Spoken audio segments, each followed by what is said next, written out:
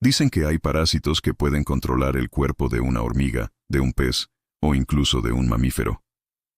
Pero hay uno del que casi nadie habla. Uno que no devora carne, ni sangre, sino pensamientos.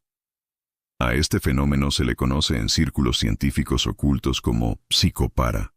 Su existencia nunca fue admitida oficialmente, pero los informes están ahí, archivados en laboratorios olvidados, escondidos bajo capas de silencio y negación. Todo comenzó en 1984, en un pequeño instituto de neurociencia en Berlín. Una serie de pacientes empezó a reportar los mismos síntomas, sin conexión aparente entre ellos. Todos afirmaban escuchar sus propios pensamientos, pero con un tono diferente, como si otra voz hablara desde dentro, usando sus recuerdos, sus emociones, sus miedos. Uno de los doctores a cargo, Hans Langen, lo describió en su informe como una infección cognitiva. No viral, no bacteriana.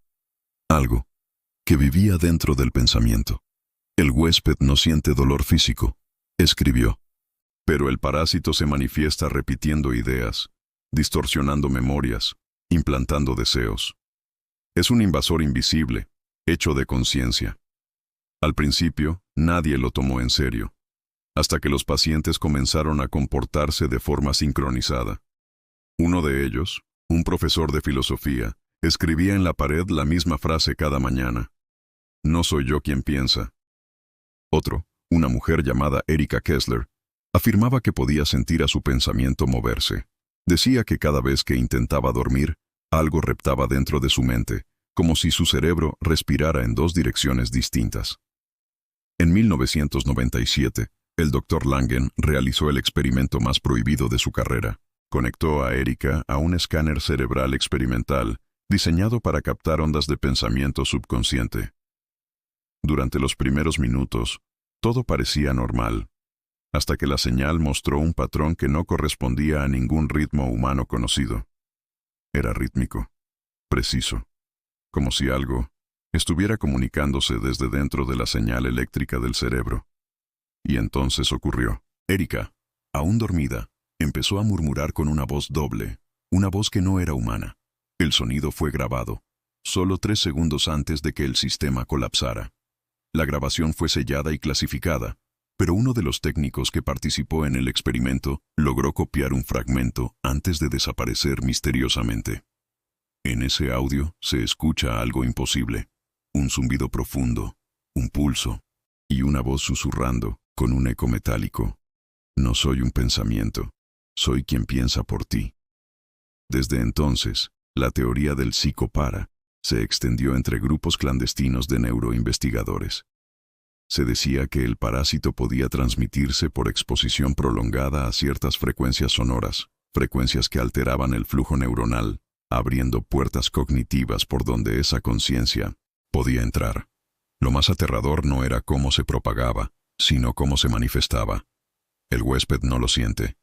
No hay dolor, no hay fiebre, solo pequeñas grietas mentales. Pierdes el hilo de tus pensamientos. Repites frases sin razón. Sientes que alguien más está eligiendo lo que dices. Algunos creen que los psicoparas se alimentan de emociones negativas, culpa, ansiedad, desesperanza. Que mientras más miedo sientas, más fuertes se vuelven. Y lo peor es que no se van cuando duermes. Porque para ellos el sueño no existe, solo la mente. Existen registros de personas que afirmaron verlos durante episodios de parálisis del sueño. Figuras translúcidas adheridas a sus cabezas, conectadas por hilos de luz, moviendo los labios al mismo tiempo que la víctima pensaba. El Dr. Langen desapareció un año después del experimento. Su laboratorio fue sellado, y en su último cuaderno, escrito a mano, se encontró una frase final. El pensamiento no es nuestro, solo creemos que lo es. Desde entonces, los psicoparas se convirtieron en leyenda, un rumor compartido entre científicos, teóricos y obsesivos del control mental. Pero dime algo. ¿Nunca has sentido un pensamiento que no te pertenece? ¿Una idea que no puedes borrar, aunque no tenga sentido? ¿Una voz interna que parece más nítida que la tuya propia? Tal vez, solo tal vez, no estás solo en tu mente.